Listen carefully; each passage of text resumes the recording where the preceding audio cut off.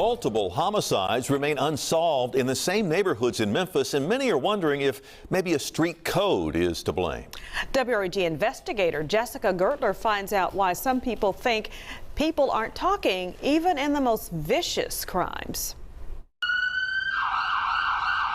April 17th, 2021.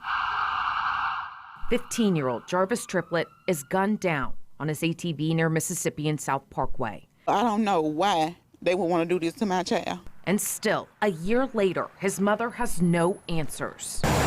Despite the shooting happening on a well-traveled road on a clear Saturday evening, information is limited. According to this Crime Stoppers bulletin, the shooters were in a white car, but it's unclear who was inside.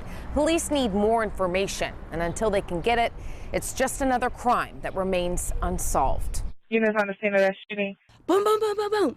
This mother, too scared to show her face, says she woke up to drive-by shootings 3 times in 1 week on her northeast Memphis block, injuring a man. I did send a message citywide to be on the lookout for any shooting victims at any of the hospitals that come in. And leaving multiple shell casings in the street. Stray bullets shattered her car window, went through her house, into her children's bedroom. These pictures were taken after the 3rd shooting on February 11th. This time, as we're hearing the gunfire, we can hear the choo-choo sound of our glass windows breaking. We run out of our room not knowing if our kids are hit or not, because like I said, we could hear the glass breaking. We jump on top of them to the floor. Luckily, they weren't hit. She thinks people know who's responsible, but choose to remain silent. She and others across the city believe that's one reason why violent crime continues to happen. It took WREG investigators months to uncover homicide data from 2017 through 2020 from the Memphis Police Department. We learned while more than 700 homicides have been solved, as of February, about 500 have not. Many of the unsolved cases are in the same neighborhoods, just blocks from each other.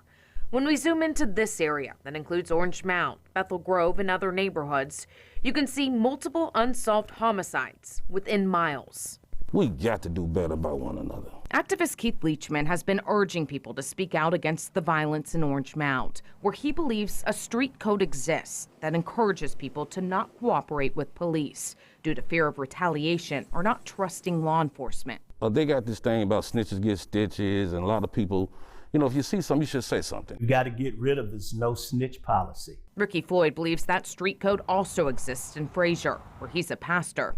3 homicides last year near his church on North Watkins remain unsolved. We have unfortunately formed a culture in too many inner cities where we're protecting the criminal now. Even in the most callous crimes, like the murder of a toddler. Layla Washington was fatally shot in a car on a busy road in Hickory Hill in 2017. Detectives made pleas for the public to come forward with information time and time again.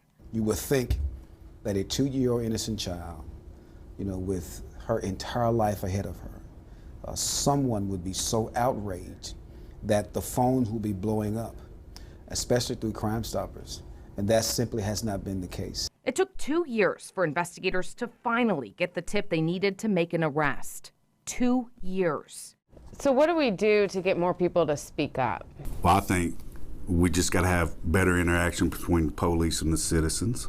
Trust factor is a big issue. Memphis Police Major Webb Kirkdoffer says there are many reasons why crimes remain unsolved. Time of day, whether there's cameras, how many witnesses you did have, what those witnesses saw. But he believes those pockets of unsolved homicides you see on the map are a mere coincidence. Do you think that that still exists, that street code? I'm not sure if there's a street code that exists that would prevent good citizens from coming forward and providing us information on any type of crime. I think the good law-abiding citizens in this city are not going by any code. I think if they have information, they will call and provide it to us. Memphis police adopted methods like Crime Stoppers to allow the public to report information.